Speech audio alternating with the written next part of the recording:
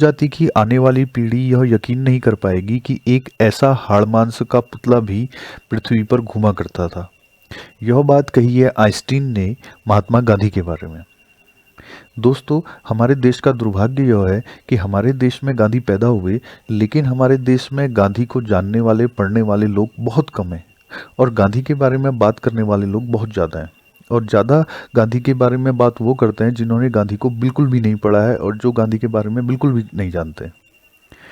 दोस्तों, मैं इस गांधी जयंती पर आपसे अपील करूंगा कि आप गांधी पर तभी बोलिए जब आपने गांधी को पढ़ा हो, 2-3 किताबें उनके ऊपर पढ़ी हो। केवल एक चैप्टर पढ़ लेने से, एक आर्टिकल पढ़ लेने से या व्हाट्सएप पर कुछ मैसेज पढ़ लेने के बाद गांधी पर भाषण मत दीजिए, क्योंकि इससे आप गांधी का बुरा करते हैं, गांधी की फिलॉसफी को आप बिना समझे बोलते हैं और इससे बहुत ज़्यादा नुकसान हम अपने गांधी का करते हैं।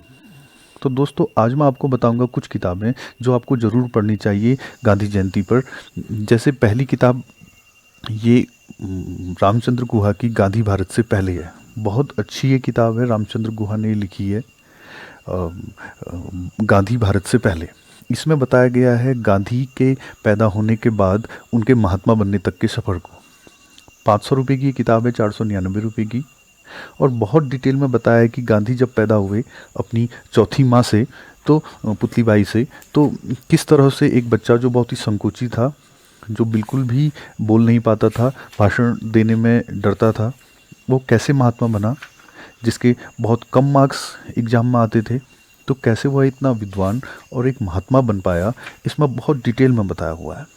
आपको इस किताब में कई चीज़ें ऐसी मिलेंगी जो आपको पढ़कर बिल्कुल आश्चर्य हो जाएगा कि आप अभी तक वो बातें नहीं जानते थे। वो बातें मैं आपको बताकर आपका जो सस्पेंस है उसे ख़त्म नहीं करना चाहूँगा, तो आप इसे ज़रूर पढ़िए। 500 रुपये खर्च करने के बाद आपको बिल्कुल भी ऐसा नहीं लगेगा कि आपने ज़्यादा रुपये खर्च कर लिए। तो आप इसे पढ़िए। और गांधी की बहुत डिटेल, साउथ अफ्रीका में कैसे वो चीज़ें करते हैं, तो हमें बिल्कुल भी वो बातें पता नहीं है।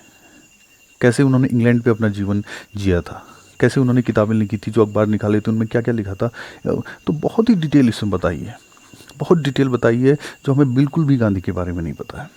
तो दोस्तों, ये आश्चर्य की बात है, हम नहीं जानते और गांधी पर हम इतना बोलते हैं, इतना ज्ञान देते हैं। तो इसमें कुछ पिक्चर्स भी गांधी की दी हैं, बहुत अच्छी पिक्चर्स दी हैं जो आप पहली बार देखेंगे। तो रामचंद्र गुहा ने एक बहुत अच्छा काम ये गांधी के बारे में लिखा हुआ है और ये सारी फैक्ट पे आधारित है।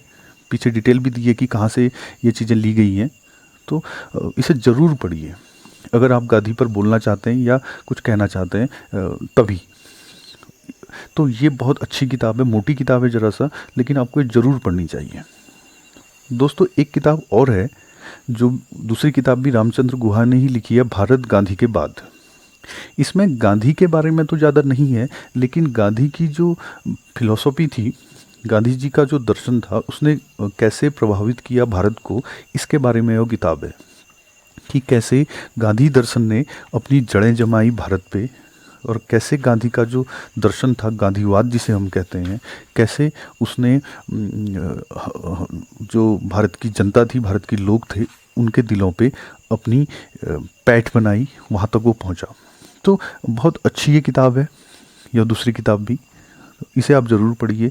इसमें भी काफ़ी डिटेल्स हैं और भारत के बारे में, गांधी के बाद जो भारत पे परिवर्तन आया, मेनली इसमें स्वतंत्रता के बाद की कहानी है, कैसे नेहरू प्रभावित थे गांधीवाद से, और जो हिंदू राष्ट्र की कल्पना थी उसके बारे में भी काफ़ी बातें इसमें हैं और कुछ पिक्चर्स दी हुई हैं। तो ये भी बहुत अच्छी किताब है, गांधी से कनेक्टेड है, गांधी से जुड़ी हुई है, गांधी फिलॉसफी से जुड़ी हुई है, तो इसे आप ज़रूर पढ़ें। भारत गांधी के बाद, रामचंद्र गुहा ने लिखी है, 399 रुपये की किताब है, 400 रुपये की, और बहुत अच्छी किताब है। तो गांधी पर बोलने से पहले कुछ किताबें पढ़ना हमें बहुत ज़रूरी है, क्योंकि मैं जानता हूँ कि हम बिल्कुल नहीं जानते गांधी के बारे में। एक किताब और है, गांधी के ब्रह्मचर्य प्रयोग, ज़रा विवादास्पद ये किताब है, शंकर शरण ने किताब लिखी है। शंकर शरण NCERT में रह चुके हैं और ये ज़रा सा मैं कहूँगा कि गांधी के बारे में एक निगेटिव बातें बताती है, गांधी की जो सेक्सुअल लाइफ थी, कई आश्चर्यजनक बातें इसमें मुझे पढ़ने को मिली। वो बातें कितनी सही हैं कितनी गलत हैं मैं नहीं कह सकता। इसमें राइटर ने बताया है कि फैक्ट दे रखे हैं और उसका सबूत भी दिया है कि वो ऐसा क्यों कह रहा है। तो कैसे गांधी अपनी पोती की उम्र की लड़कियों के साथ सोते थे और कैसे उन्होंने ब्रह्मचर्य के प्रयोग करे थे। तो कुछ गलत बातें इसमें कह सकते हैं कि गांधी के बारे में है। ये किताब कुछ ऐसी है, आपने एक बार सुना होगा कि एक किताब आई थी बिहाइंड द मास्क ऑफ महात्मा। एक अंग्रेज़ ने महात्मा गांधी की बुराई करते हुए सेक्सुअल लाइफ उनकी लिखी हुई थी, तो उसके बारे में वो किताब है। यह किताब भी हमें ज़रूर पढ़नी चाहिए, चाहे वो निगेटिव ही है, लेकिन पता होना चाहिए ये कुछ बातें इसमें ऐसी लिखी हैं जो जिनको पढ़ के आपको आश्चर्य होगा। और एक अल्टीमेट किताब तो यह है ही, सत्य के प्रयोग, महात्मा गांधी की जो आत्मकथा है, ये तो बहुत ही अच्छी किताब है, अल्टीमेट ये बुक है, इसे ज़रूर पढ़ें। ये ऐसी बातें बताती है, गांधी ने अपने 100 रुपये की किताब है, गांधी ने अपने जीवन के बारे में ऐसे लिखा हुआ है, ऐसी चीज़ें लिखी हुई हैं जो हम भी नहीं लिखते। इतना कोई सच्चा कैसे हो सकता है कि ऐसी बातें जो नहीं लिखनी चाहिए, मैं कह सकता हूँ, वो भी इन्होंने अपनी आत्मकथा में लिखी है। ऐसी आत्मकथा मैंने कभी नहीं पढ़ी। मुझे आत्मकथा पढ़ने का काफ़ी शौक है, लेकिन ऐसी आत्मकथाएं मैंने कभी नहीं पढ़ी। तो दोस्तों, गांधी के बारे में बोलने से पहले हमें ज़रूर पढ़ना चाहिए, नहीं तो हम गांधी का बुरा कर रहे हैं, गांधी के दर्शन का बुरा कर रहे हैं। और इतना बड़ा व्यक्ति जो हमारे देश में पैदा हुआ, जिसके बारे में आइंस्टीन ने इतनी बड़ी बात कही, उसका हम बुरा कर रहे हैं। तो ज़रूर गांधी के बारे में पहले पढ़िए और फिर बोलिए।